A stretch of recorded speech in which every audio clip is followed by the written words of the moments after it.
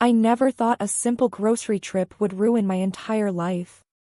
But when the cashier whispered, "Ma'am, your card is declined," the whole store turned to look at me. My hands were shaking.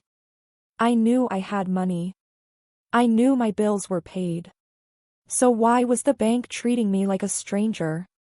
But the real shock came 20 minutes later, when the bank manager said the words that shattered my heart. "Mrs. Collins, someone reported you as financially unstable. Your accounts were restricted by a family member." A family member. And when he told me who did it, I felt the floor disappear beneath me. Because it wasn't a stranger. It was my son. And the reason he did it was even worse than the betrayal itself. My name is Evelyn Collins, and at 65, my days are simple, almost quiet. Every morning, I sit by the small kitchen window, watching the sun fall across the old oak tree in my yard. I make myself a cup of chamomile tea, the same way I have for years, 2 minutes steeped, a drop of honey, nothing more. Life hasn't always been gentle, but recently, I've learned to appreciate the silence. My husband passed away 8 years ago, and since then, my world has grown smaller. But I don't complain. I have my garden, my knitting, my little routines, and until recently, I believed I still had my son, Michael. Michael used to call me every Sunday. Sometimes we would talk about his job, sometimes about nothing at all. But ever since he married Brittany, those calls became shorter, colder, and eventually, they stopped altogether. Still, I tried not to take it personally. Every mother knows that when a son gets married, his priorities shift. But deep down, I missed him. I missed the boy who used to hug me without being asked. And the man who once promised he'd always take care of me. Little did I know. My quiet, peaceful routine was about to shatter. The first sign that something was wrong came on a Thursday afternoon.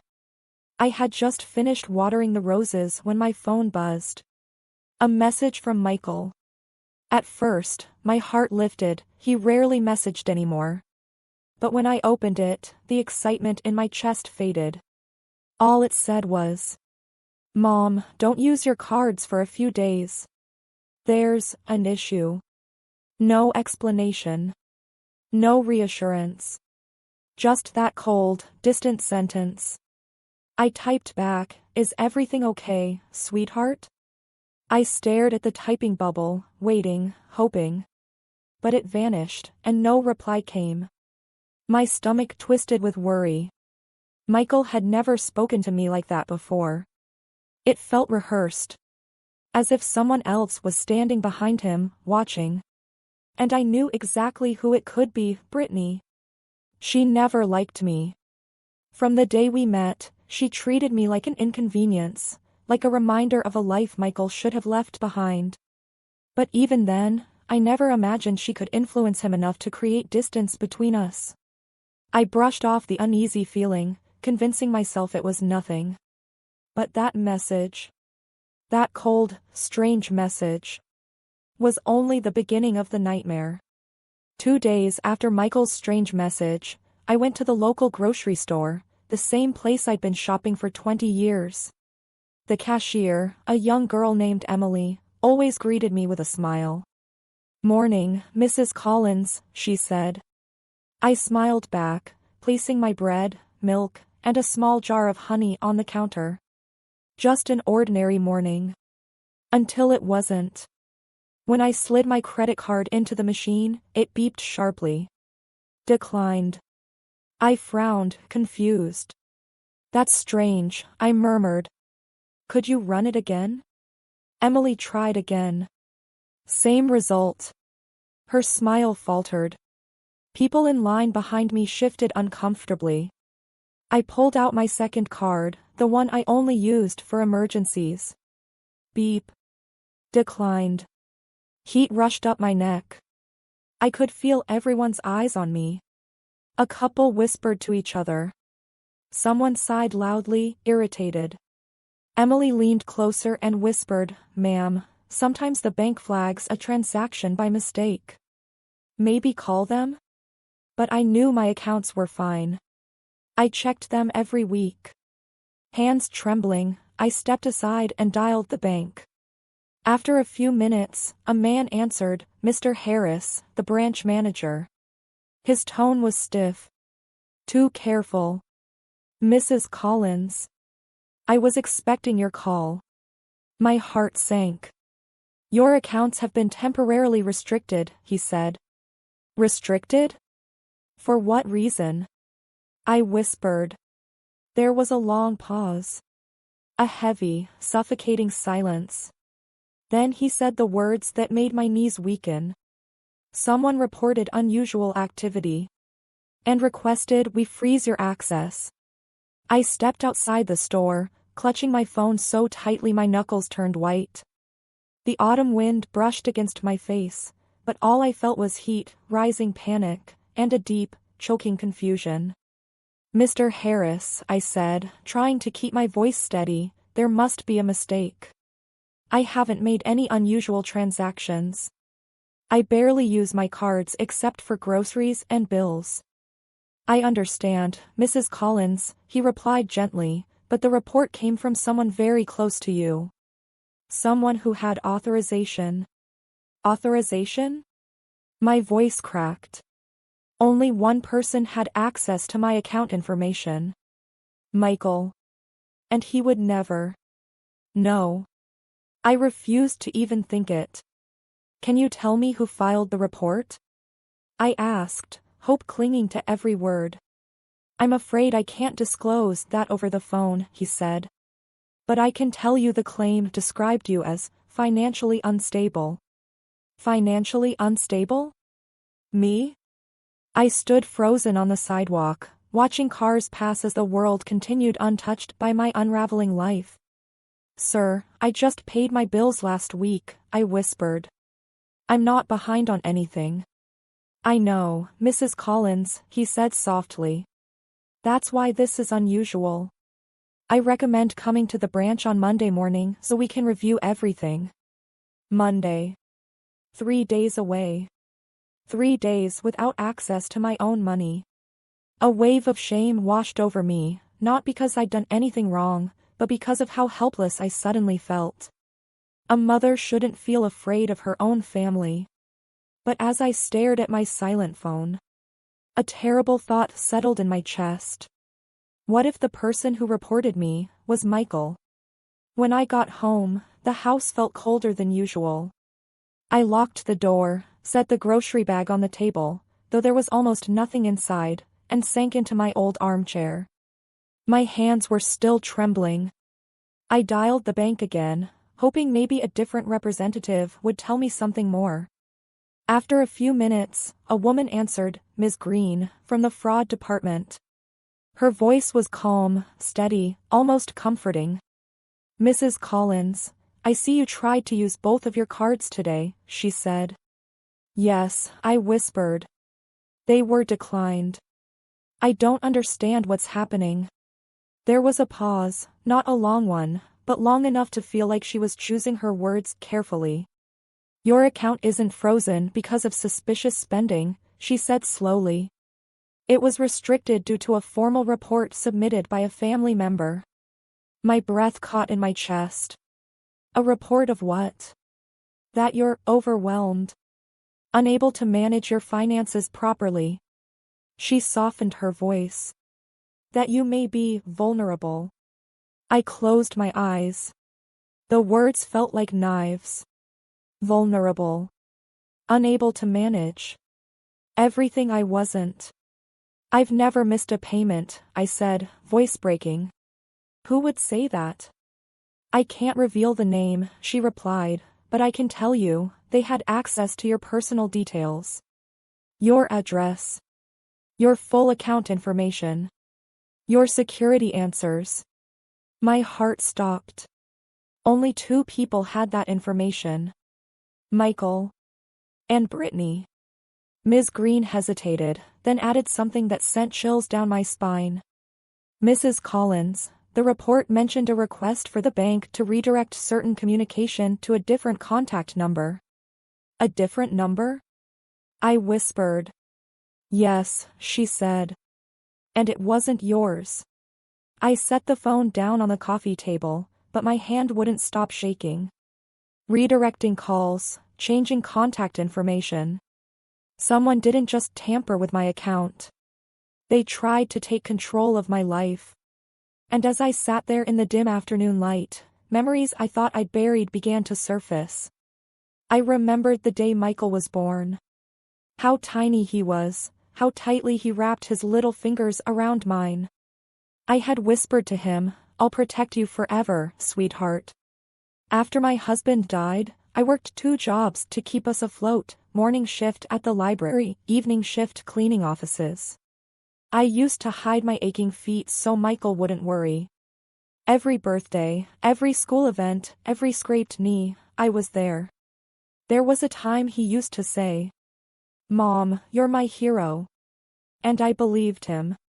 I remembered the nights he studied late, how I'd make him warm soup and sit quietly beside him so he wouldn't feel alone. I remembered how proud he was when he got his first job. How he hugged me so tight I could barely breathe. Then came Brittany. In the beginning, I tried to welcome her. I bought her gifts on holidays, cooked her favorite meals, even offered help when they moved into their new apartment. But she always looked at me like I was competition. A burden. A shadow from Michael's past she wanted to erase. Still, I held on to hope. A mother always hopes. But sitting in that quiet living room, with the evening sun casting long shadows across the floor, I realized something I never wanted to admit. The boy who once clung to my hand now saw me as an obstacle. And I had no idea why. That night, I barely slept. Every time I closed my eyes, I saw those words from the bank replaying in my mind. Requested communication be redirected. Family member. Not your number. By morning, I knew I couldn't wait until Monday. I needed answers now, from the only person who could have done this. I dialed Michael. The phone rang, once, twice. Then went to voicemail. I tried again. And again. On the 4th attempt, someone finally picked up. But it wasn't Michael. It was Brittany. Her voice was sugary sweet, dripping with fake politeness. "Oh, Evelyn, we're kind of busy right now," she drawled. "Busy?" I said, trying to remain calm. "I need to speak to my son." There was a pause. A long one. Then she sighed dramatically. "Well, Michael doesn't want to talk right now. He's overwhelmed." Overwhelmed? My heart thudded painfully. "Brittany, did either of you contact the bank? Something is wrong with my accounts." Silence. A heavy, telling silence. Then her tone sharpened. "Well, if something did happen, maybe it's for the best. You're getting older, Evelyn. You forget things. You almost burned your house down last year, didn't you?" My breath caught. "That was one towel on the stove." "Exactly," she cut in. "We can't risk you mismanaging your finances." I felt my chest tighten. How would you even know about my finances? Another pause. Then she said it. The sentence that shattered me. "Michael and I talked to the bank because we're planning to take over. It's safer this way." I froze. Take over? My own son. My Michael. Wanted control of my money? All the warmth in my body drained out. "Put him on the phone," I whispered. "He's tired," she replied coldly. "And honestly? He agrees with me." And then the line went dead. Evelyn sat in her small living room, hands trembling around a lukewarm mug of tea. She hadn't slept all night. Michael's words kept echoing in her mind.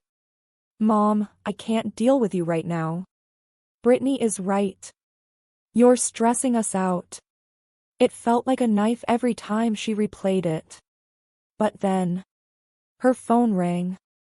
Evelyn's heart nearly stopped when she saw the caller ID. First National Bank, Fraud Department. Her breath hitched. Hello, she answered cautiously. A firm, professional voice spoke. Ms. Evelyn Collins? We have an urgent matter regarding a large attempted transaction under your name. Evelyn froze. What transaction? The agent continued. There was an attempt to use your credit card to place a down payment on a 2021 Ford Explorer at a dealership in Raleigh. We flagged it as suspicious. Her chest tightened. A car. She didn't even drive anymore. Who tried to make that payment, she whispered. The agent replied. That's the strange part, ma'am. The person claimed to be your son, but he could not verify your security PIN. When we declined the transaction, he became aggressive and insisted you were forgetful. Evelyn's world shifted. Her hand shook so hard she had to steady the phone. Ma'am, the agent continued, we recorded the conversation for legal safety reasons. Would you like us to email it to you? Evelyn swallowed hard. Yes, she whispered. Please send it. As soon as she hung up, an email arrived. Her finger hovered before pressing play. Michael's voice filled the room. Cold, impatient, annoyed. Just run it. My mom won't even notice. She doesn't understand her own finances anymore. Evelyn's heart cracked wide open. But then, she heard another voice in the background. A woman's voice. Brittany. Tell them she's basically senile. They always approve stuff for old people. Just do it, Mike. Evelyn covered her mouth as tears spilled down her cheeks. Her son hadn't just betrayed her. He was being coached. Manipulated. Used. And now, she had proof. For the first time in weeks, Evelyn felt something new rise inside her. Not fear. Not grief. Strength. She stood up straighter, wiped her face, and whispered to herself. They took my trust, but they won't take my dignity. Tomorrow, Michael and Brittany would learn that she wasn't as weak as they thought. Evelyn barely slept, but this time, it wasn't from fear. It was from clarity. The next morning, she walked to her small desk, opened her laptop, and replayed the bank's recording one more time. Michael's voice. Brittany's voice. The lies. The manipulation. Every second of it stabbed her, but it also fueled her. They think I'm helpless, she thought. They think I'm old, slow, easy to use. Not anymore. Evelyn opened a new email draft and typed 3 simple words in the subject line. Legal notice. Her hands shook, but not from weakness. From purpose. She copied the bank's recording, attached it, and then typed. Michael. I know what you tried to do. We will speak this evening. Mom. Simple. Cold. Clear. Before hitting send, she hesitated for only a moment. Then she pressed the button. She sat back, exhaling slowly. A few minutes later. Bing. A text message. From Michael. Michael, Mom, what is this? Can we talk? Evelyn didn't reply. For the first time in her life, she let him feel the silence. Another message. Michael, Brittany says you misunderstood. Can you please answer? Still, she waited. Then, her doorbell rang.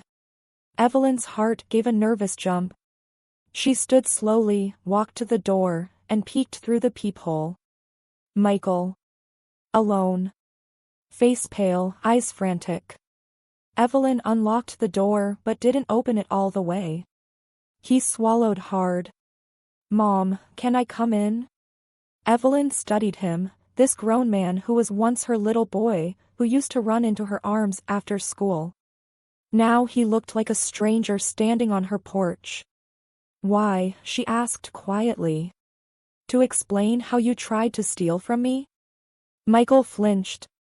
"Mom, I swear, it wasn't like that," he whispered. "Brittany just," she thought. Evelyn lifted a hand. "No excuses." "Not yet." He fell silent, lips pressed thin. Evelyn stepped aside just enough to let him enter, but not enough to feel welcoming. "Sit," she said, pointing to the sofa. Michael obeyed like a child caught in a lie. Evelyn walked to her armchair, sat down, and clasped her hands.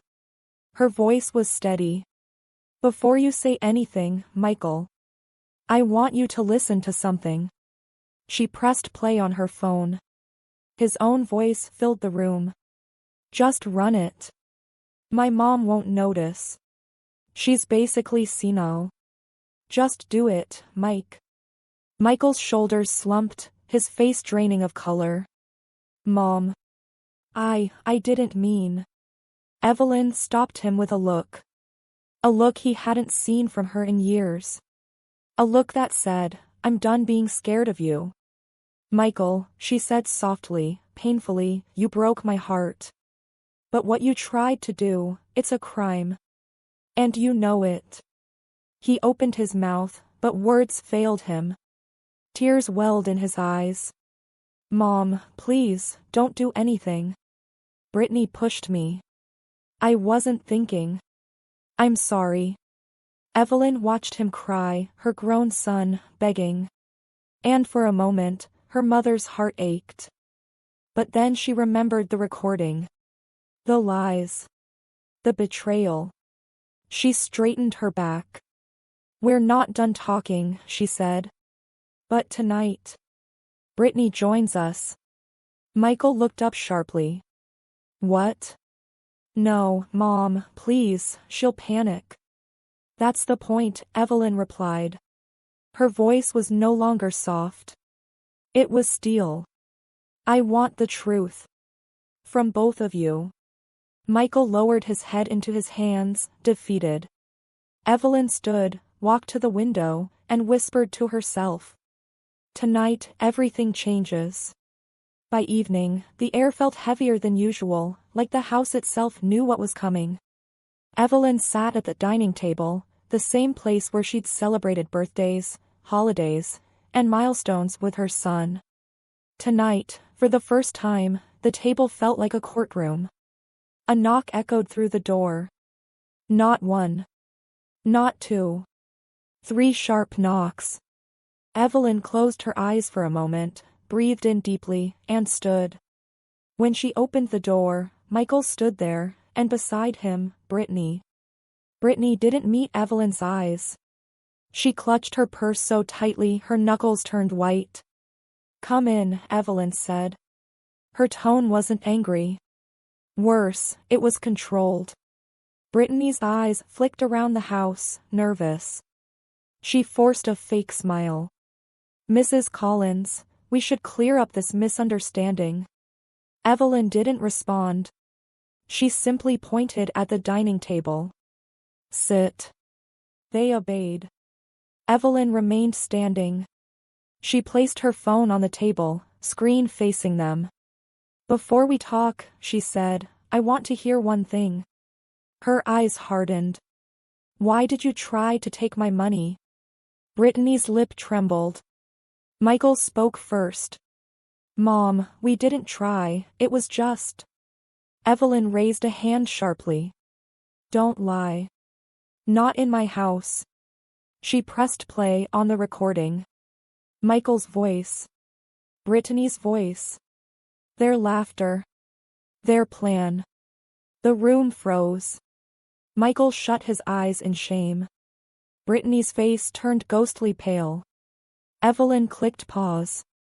"Explain." For a long moment. Silence. Then Brittany broke. "Okay, fine," she snapped. "You have money just sitting there. We're struggling." Michael lost his promotion, and you sit alone in this big house with more than you need. Michael flinched at how fast she exposed him. Evelyn stared at Brittany, stunned, not by her confession, but by the entitlement. So, Evelyn said slowly, you thought stealing from me was justified? Brittany's tears spilled. It was his idea, she pointed at Michael. He said you wouldn't notice, that you barely understand technology anymore. Michael's head shot up. Brittany. Stop. Oh, don't act innocent, she screamed. You told me she's confused, that she's old, that she trusts you blindly. You said it would be easy. Evelyn felt a crack inside her heart. Not because of Brittany's words, but because Michael didn't deny them. She sank into her chair slowly, her age showing for just a moment. Michael, she whispered, is that how you see me? Michael's eyes reddened. No, Mom. I was angry, okay? I felt like you never helped when I needed you. I made stupid decisions. Brittany and I were drowning in debt, Anne. And instead of coming to me, Evelyn said quietly, you chose to betray me. Michael broke. He leaned forward, tears falling onto the table. Mom, please. I'm sorry. I swear I am. I'll never do it again. Just, don't report this. Don't ruin my life. Evelyn's jaw tightened. Michael, she said coldly, you were ready to ruin mine. Brittany looked up suddenly, panic in her eyes.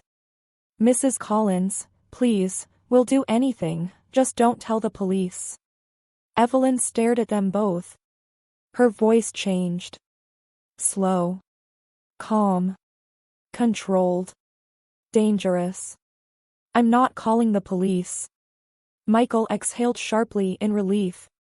But, Evelyn continued, there will be consequences. Michael froze again. Evelyn reached into a drawer and pulled out a white envelope. She placed it on the table. Inside were documents. Already signed. Michael frowned.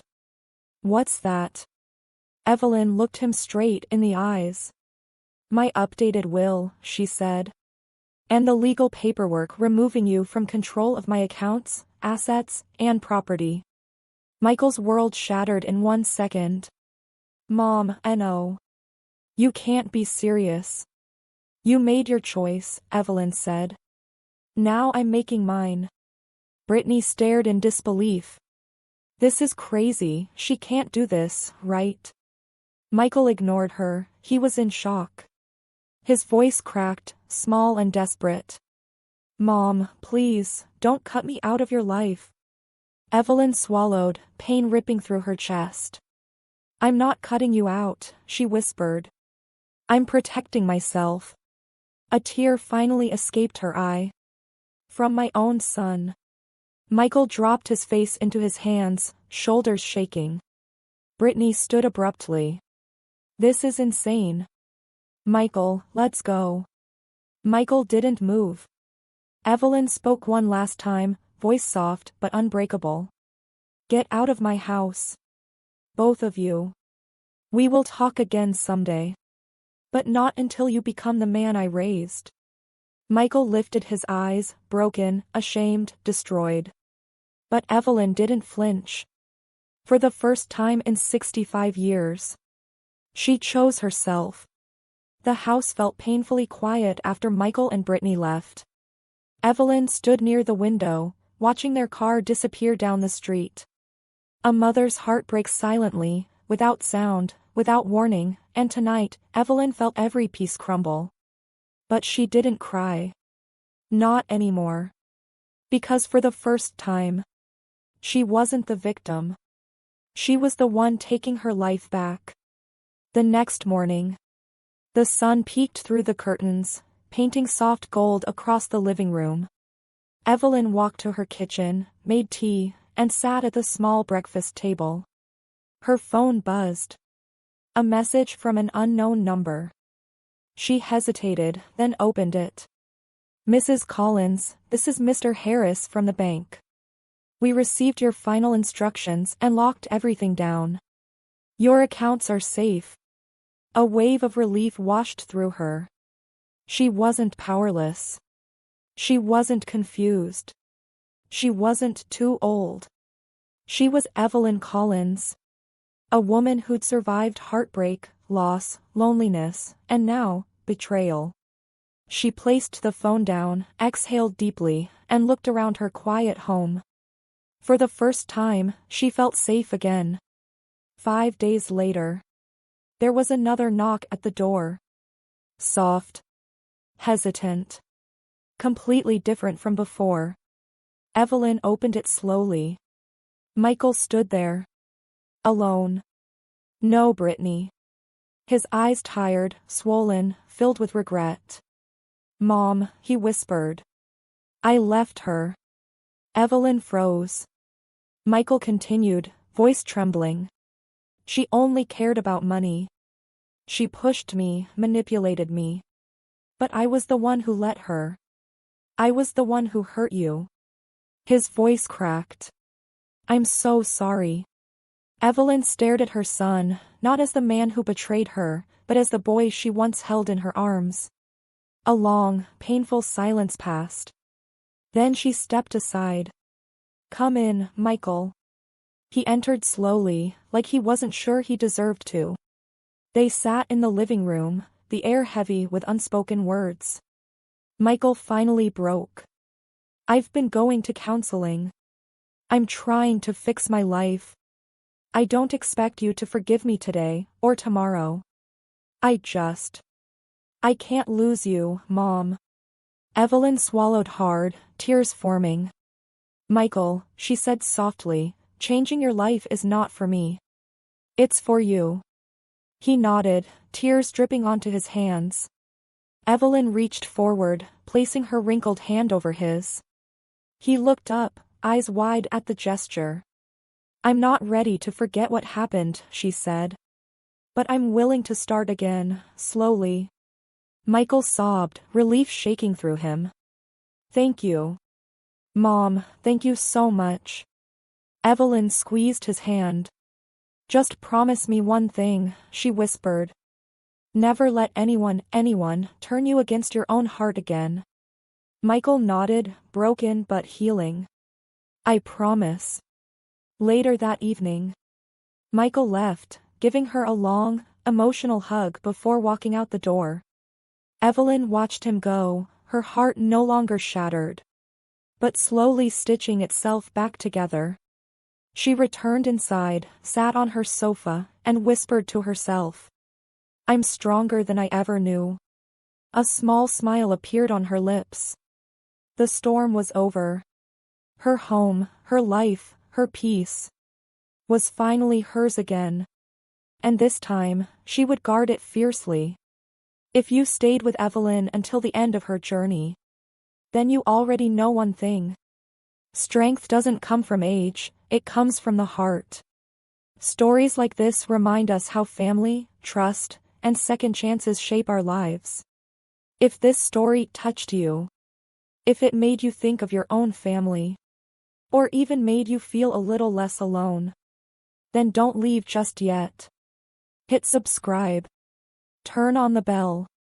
Because tomorrow's story might be the one that changes something inside you. The same way this one did for so many others. Thank you for watching. And remember, your story matters too.